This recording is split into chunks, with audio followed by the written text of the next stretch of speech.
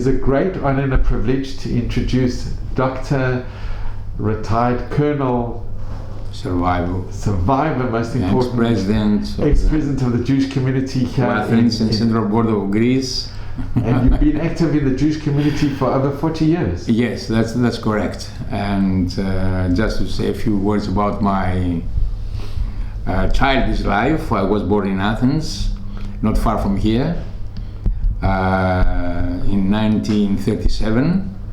And when the Second World War started, I was about 6 years old. No, 4 or 5 years old. And we lived in a very nice neighborhood. It's called Petralona. And why? Because this area was the Jewish neighborhood, not ghetto, neighborhood. Many Jews, because the synagogue was very close.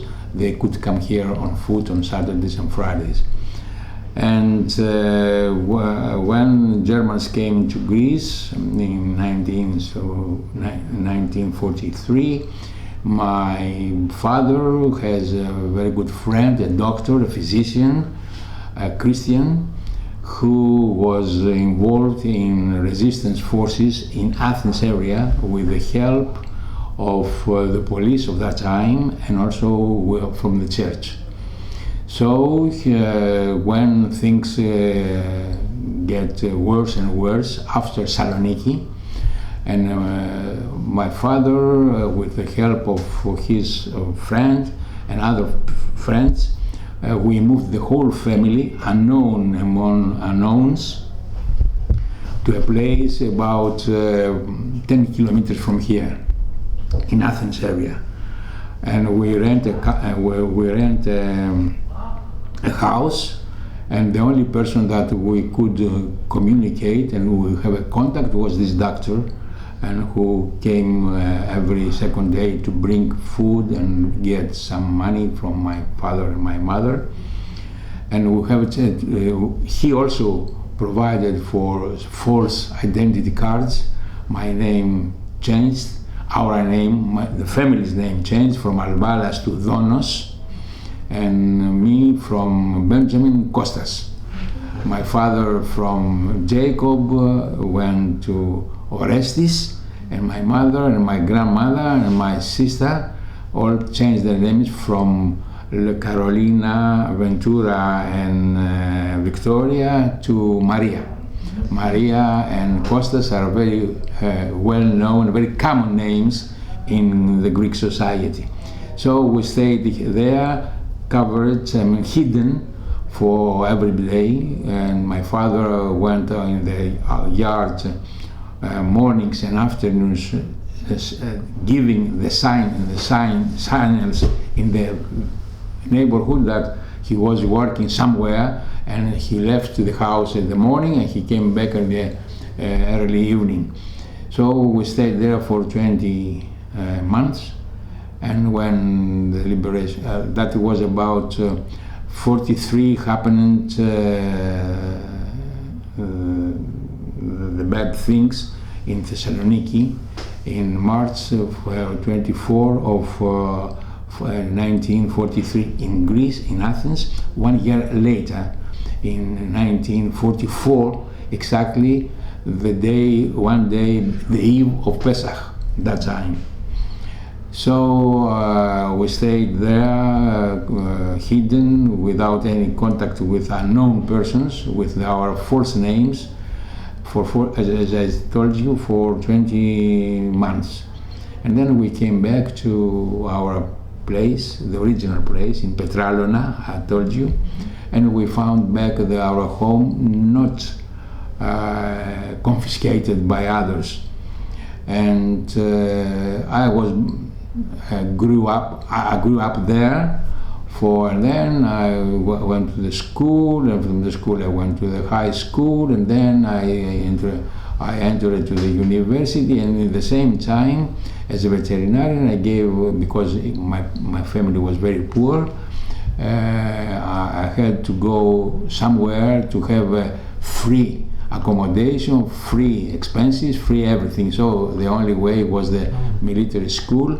The military school as a veterinarian, and because there is a school in Thessaloniki, I spent 5 years and a half in Thessaloniki, because in Thessaloniki still exists a very special school with students, veterinarians, doctors, dentists, and they will have let me say a double life as students with other civilians in the university, and among us in the military school, having the military rules and obligations. And after some years I was married, and then 2 children. Now I have 2 children and 4 grandchildren. I went to several places in Greece. I was that time, and I still am. I am the only officer, career officer in the Greek army. And in 1985, because my kids were grown up, I had to stay here in Athens to start a new life. And I resigned from the army and started my own surgery, my own job as a veterinarian in companion animals, dogs and cats and birds. In between, before that, I had been twice in the United Kingdom after a NATO scholarship, and also I went 1 year. I was in Canada, in Ottawa, as a fellowship of the Canadian Ministry of National Defense, and where my daughter was born in Canada. We left Athens with my wife, pregnant, and she gave birth in Ottawa, Canada. And then after 1985, I was resigned, and I started, I would say, my second life as a community active member. Started from the beginning. I was just a member, then a general secretary, then president, and then president of this organization, then president of Central Board of Jewish Communities, which is the umbrella organization for the remaining communities in Greece. And after that, I was elected as the president of the European Council of Jewish Communities. And yesterday we have the annual meeting, virtual of course. And now I'm still involved in the international Jewish issues, being the chairman of the European March of the Living. March of the Living? Wow. Yes. We have now the European sector, let me say, starting and asking and succeeding to get some money for this special issue from the European Commission. Benjamin, can I ask you, when you were hidden, the family that hid you, that helped to find the location, and were they given Chasidei Matalam? Were they given righteous amongst the nation? Of course, I forgot that this doctor, it was after my father's efforts. He was given the title and the medal and the diploma of Righteous Among the Nations. And his name is now, he's not anymore in the life. Because his name's in Yad Vashem. Yes, Yad Vashem. I saw many times when I visited Yad Vashem, I saw his name there. And also I saw his name in Washington in the Holocaust Museum. By coincidence, when I was there 5 or 6 years ago, we have a special, because I was with a very high rank mission, Jewish mission from Europe, so we have a special guide tour in the museum, only for us, because that day was the Veteran Day, and as you probably know, in the United States, the Veteran Day is no work at all. Everything is closed. It's with a high respect this day. So by coincidence, this was very important. By coincidence, when we were given this tour in the museum, the lady who was the general director of this museum, he stopped in front of Greece, the section Greece, and by coincidence again, as she pushed the several findings of the museum, she stopped in the name of his name was Panos Macheras, medical doctor, and this was the initiative, let me say, that pushed me that when I came back, we make this small monument in honoring the writers among nations. And there is outside before of the synagogue, or that synagogue, the big one, there is like a book like. Yes. That's for the writers. You were there until when we make the opening. It was 5 years ago, 6 years ago, the opening. After I came back from Washington, I was the leading person who make all this thing. And now in my ideas is, and I hope that we will do it with the help of the church, the Greek church, and of course with the help of the Ministry of Education and Religious Affairs, to make every year, or at least every second year, a special memory day for these people, for the because they endangered their lives by helping. Of course, and we think that we have to show appreciation to appreciation and our respect, and we remember them, because without them, 353 I think is now after this monument. Probably if today we are about 4,000 to 5,000 Jews all over Greece, if they didn't do what they did, then probably there will be half of them. Wow. And can I just ask, your story is unbelievable. When you were in hiding, Yes. What did you do during the day? Did your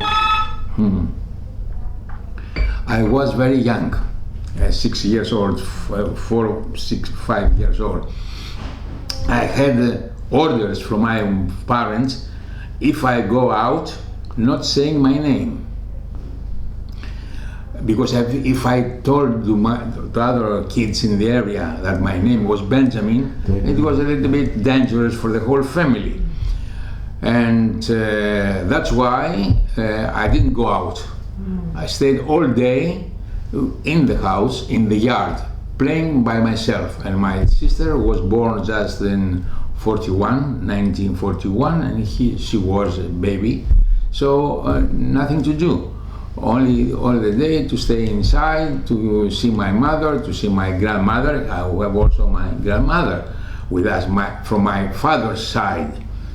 She was very old, and one of the fears of my father was if she passed away, what is going on? Thanks God, she survived. She came back to our place in our home here in Petrarona, and in 1951 with my father they went to Israel, where many 3 or 4 sisters of my father, daughters of my grandmother, were there in a very good position, and when she passed away, she was buried in Israel. This was her dream, and the dream was.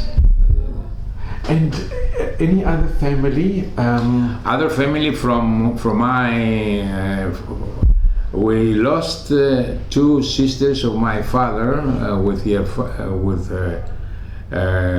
husbands from Arta. Arta is near to Ioannina, if you know the place. It was in the western part of Greece, in Auschwitz. But two daughters of one of these two sisters of my father were survived, hidden during the. And then my father, they came and lived with us, and in '48 they moved to Israel, and one of them is still alive. And when I go to Israel, I visit. The other one passed away 2 years ago. Also from this is the two losses, let me say, from my father's side. From my mother's side, all sisters and brothers survived, hidden, everybody hidden, except of her father and her mother, because they were living here in Petralona, in the area that it was the Jewish neighborhood, and they didn't find the way to be covered, to be hidden, and they were kept by Germans, and they are lost in Auschwitz. And what happened in Saloniki? It was 1 year before Athens. But I'm sure the community must have realized that it can happen in Athens as well. Don't forget, at that time the communications are very difficult. No internet, no phones, nothing at all. So only by personal narratives we could know. My father has an instinct to understand what's going on. So when Thessaloniki started sending people with the trains in Auschwitz, has some information that something happens in Thessaloniki, but what exactly nobody knew.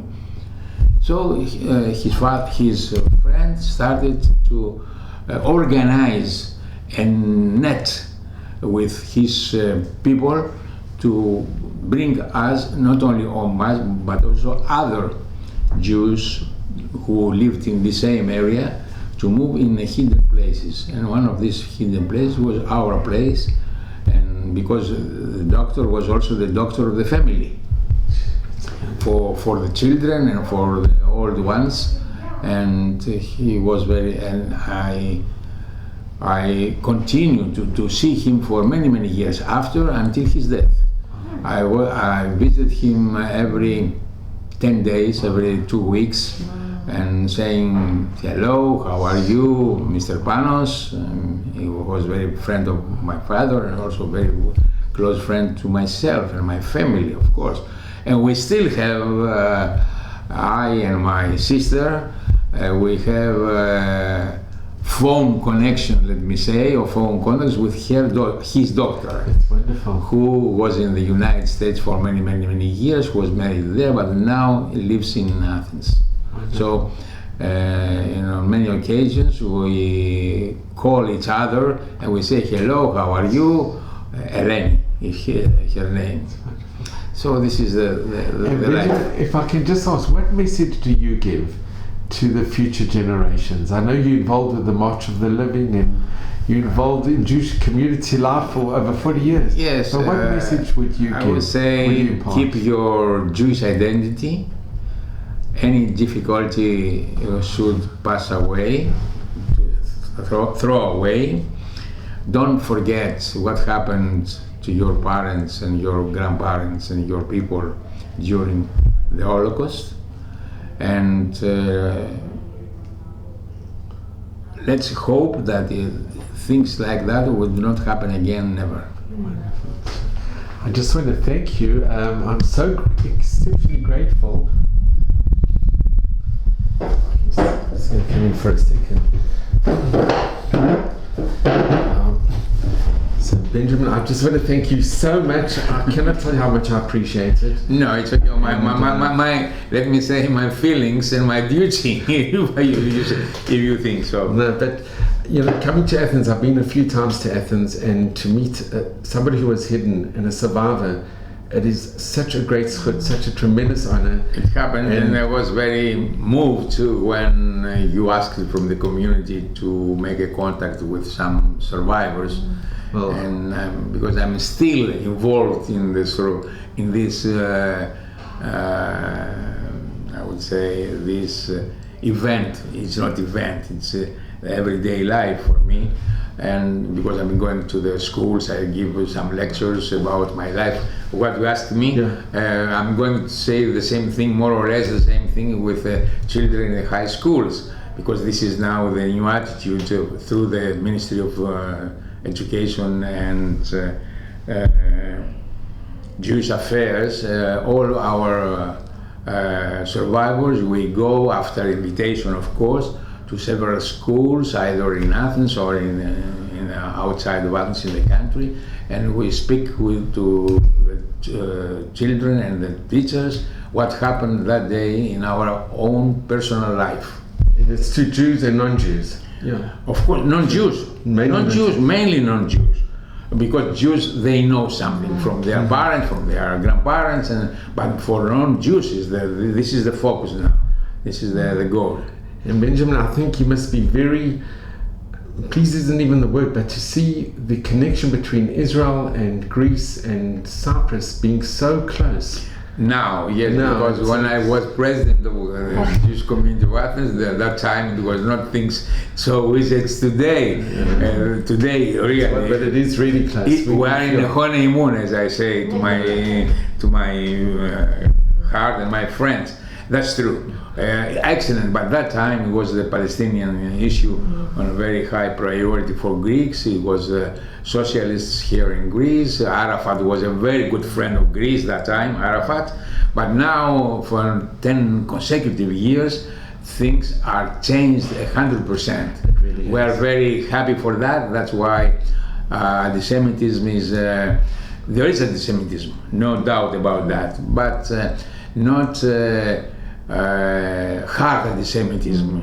We don't have any personal attacks to either to members of the community. From time to time, not during the last 2 or 3 years, nothing. Some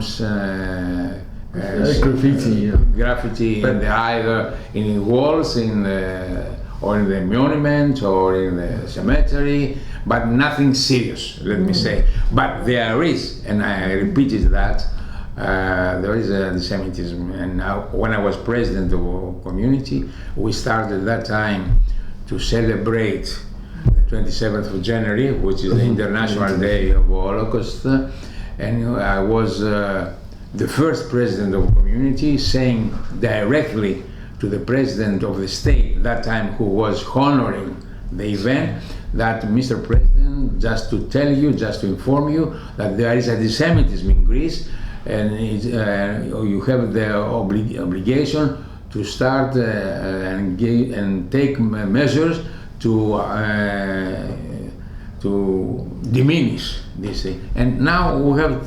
I think that really you made such an impact, because it really. Yes, it was that time. It was something very new, saying it directly to the president of the state that there is a sign, because that time people, because of the fears of the past and some other factors, we say always all Greeks who were helping us to find a hidden place like me, but it was not sure. Of course, there were 52 people who helped us very much. Having every day the danger to be executed by Germans if they were caught helping Jews. But there are also other people who, traitors, informers, the informers. Yeah. Exactly. From that time started to say the things clear. There is anti-Semitism. We are very respectful to those who helped us. We remember them, and I think this is now the new motto, the new frame of everyday life in Greece. And I just want to mention, I've been walking around Athens with my kippah on, and I don't feel any danger. And we don't have any problems for all Jews who want to keep their kippah and going everywhere in Athens. There is no any problem as far as I know, and I'm many people have come up and said shalom as well. But I just want to mention, I find it very, not only amazing, but when you went back to your apartment, that your apartment was still there and it wasn't taken over. Because in many places in Europe, unfortunately, we know that after we left the house and we moved to the new house, far from the old neighborhood with our new names, some people, probably police people or friends of Germans went to our home here in Petraron and asked where the family Albalas is now, but nobody knew anything about our movement, where and how, and the address of this new place. So we know someone, 2 or 3 people went there to find out where the family was. Because after what happened here in the synagogue, here was the gathering of the people, and were caught and then sent to Germany. Well, I want to thank you, and I must tell you are an inspiration. No, and you should just my pleasure. At Mavis Room till 120 in good health, and thank you very much. I'm extremely grateful to you. So thank you. My pleasure. My pleasure. Enjoy your stay in Athens. Thank you so much. My pleasure. Wonderful. So this is a monument in appreciation of the righteous Greek Gentiles that hid over 300 Jews in Greece at tremendous danger to their own lives, and they've made this on metal sheets. It's outside the Jewish center in the synagogue, and the names are inscribed. All the names are inscribed.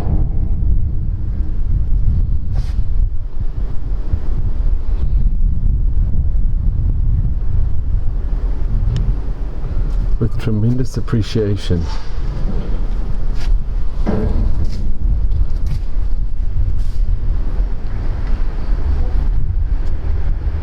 And this was dedicated in 2016.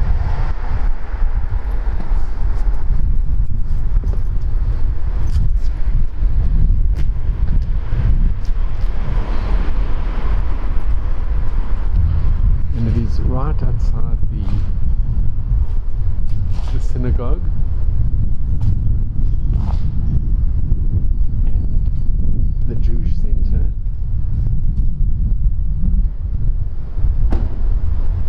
Here in Athens.